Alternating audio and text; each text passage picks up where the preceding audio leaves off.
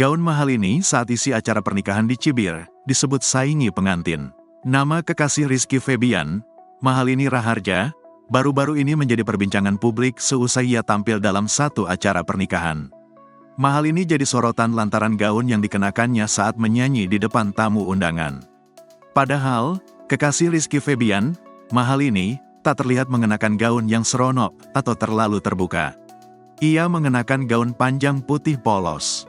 Riasan yang digunakan pun nampak simpel dan membuatnya tampil elegan. Namun hal itu menuai kritikan pedas netizen pasca video penampilan Mahalini itu tersebar di media sosial. Gaun putih Mahalini tersebut dinilai terlalu heboh bahkan menyaingi gaun mempelai wanita dalam resepsi pernikahan itu. Namun sebagian netizen ada pula yang membela kekasih Rizky Febian ini. Sementara itu, kabar pernikahan Mahalini dengan Rizky Febian menjadi sorotan.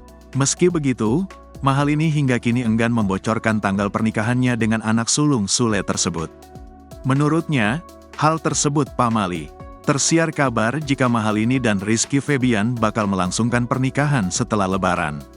Namun, baik Mahalini dan Rizky Febian kompak menyembunyikan tanggal rencana bahagia tersebut.